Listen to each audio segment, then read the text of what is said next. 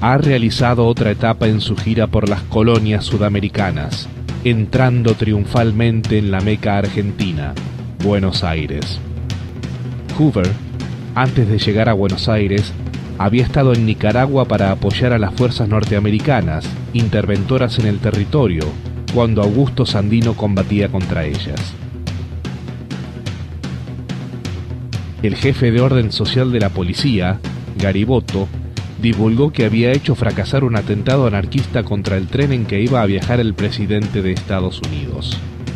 Di Giovanni sabe más que nunca que necesita dinero para la defensa de Alejandro Scarfo y de sus compañeros presos. Su refugio preferido es el Delta, donde es visitado por compañeros que planean un asalto a los pagadores del establecimiento industrial Kloeckner en Buenos Aires. Los asaltantes actúan rápidamente y logran huir con un botín de 19.000 pesos, luego de una persecución cinematográfica, como mencionan los diarios. Uno de los bandidos es Severino Di Giovanni, que se inicia con este acto en la acción expropiadora. Al poco tiempo, se va a producir el hecho más negro en la historia del anarquismo argentino. Bueno, el 25 de octubre de 1929 será realmente trágico para el anarquismo de la Argentina. Se producirá el asesinato de López Arango, el director de La Protesta.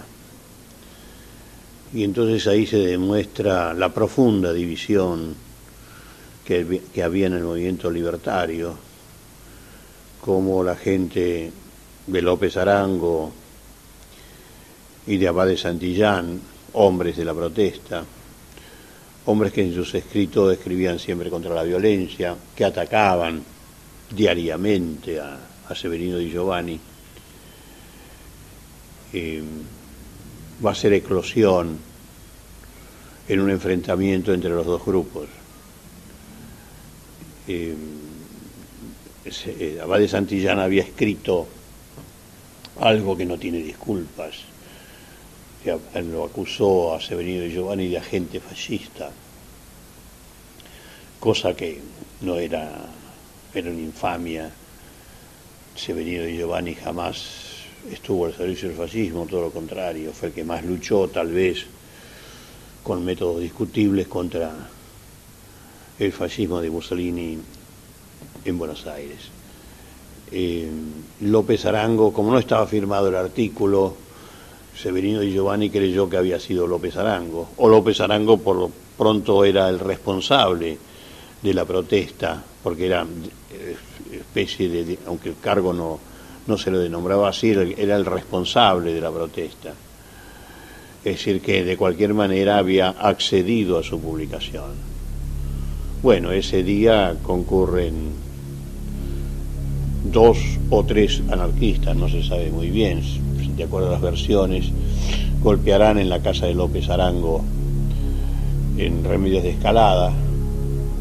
Saldrá López Arango, habrá una discusión y se escucharán balazos, en el sentido de que López Arango caerá herido de muerte en la puerta de su casa. Nunca se supo quiénes fueron, se sospechó por algunos testimonios de vecinos de que era un hombre vestido de negro el que había hecho los disparos, o por lo menos el que había discutido con López Arango. Y después en cartas que pude leer, que intercambia Severino Di Giovanni con otro italiano, con Ugo Treni, él hace referencia como que había sido él el responsable de la muerte de López Arango, de manera que no cabe ninguna discusión. Si bien al parecer Severino Di Giovanni no fue el que hizo los disparos, fue el que llegó hasta allí con sus compañeros como para terminar con López Arango. El entierro de López Arango fue imponente. Todos los gremios de la Fora estuvieron presentes.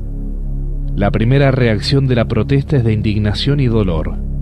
Hay desorientación. Creen que los autores tienen que estar entre los obreros panaderos. Hombres de la protesta y la Fora hacen una operación comando y toman prisioneros a varios sospechosos.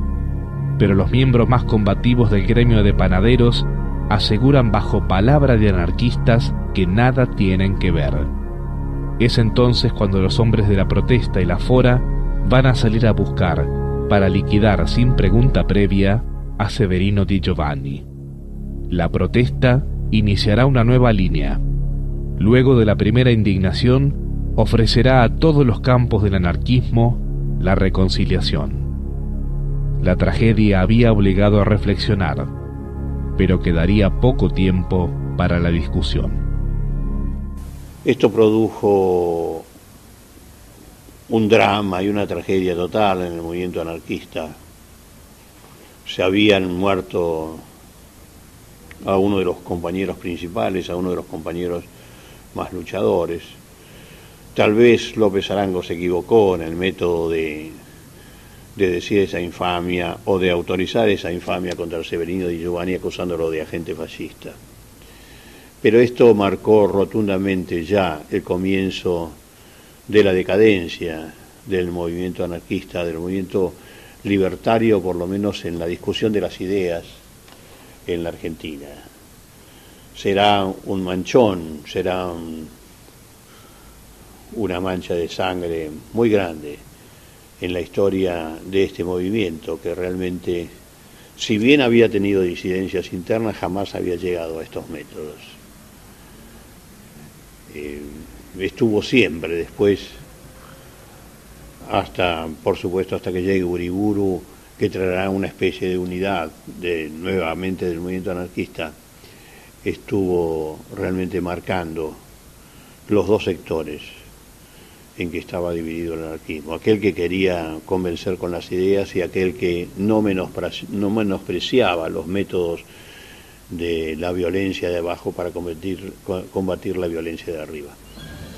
En enero de 1930, Di Giovanni está dispuesto a imprimir una publicación quincenal, anarquista, en idioma italiano, que se constituye en el gran vocero de los antifascistas de toda América Latina y reúna a los mejores pensadores del anarquismo italiano.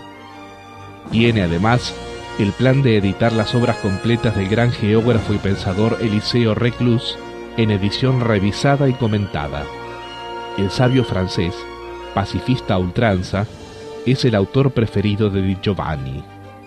Severino no tiene un centavo y para ello hace falta mucho dinero. ¿Cómo hacer? Sencillamente, mediante la expropiación.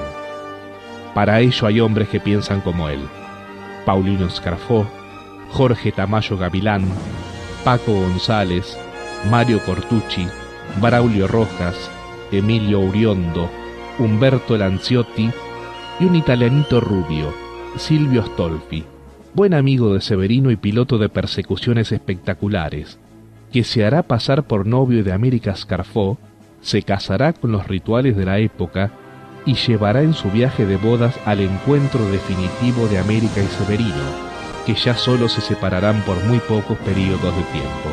Yo me quería ir de casa, pero Severino decía: sos menor, nos van a seguir y es peor. Y la idea que tuvo es que yo me casara con otra persona, sin tener ninguna relación ni nada. Y un buen día en la escuela me espera y conozco al que iba a ser mi marido falso.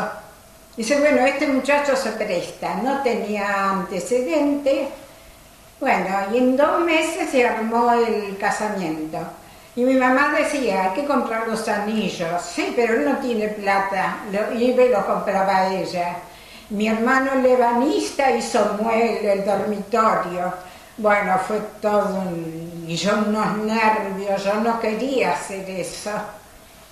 Pero solo así pude salir tranquilamente de mi casa. Astolfi, ¿no? Era Silvia Astolfi, ¿no? Astolfi. Pero para mí era un ilustre desconocido. Jamás le pregunté quién era la madre, nada. Venían los jueves y martes. Y yo le decía: cuando no tiene carta, no venga. ¿Y cómo? ¿Y qué le decimos a tu mamá? Y que tiene mucho trabajo, era mecánico, tiene mucho trabajo. Y en mi casa, como buenos italianos, decía: ¡ah, qué trabajador! Su amistad con Aldo Aguzzi se había profundizado. En abril, sale a la luz el primer número de Anarquía. Por todas las libertades y todas las rebeliones, es su lema. Se nota un cambio. En la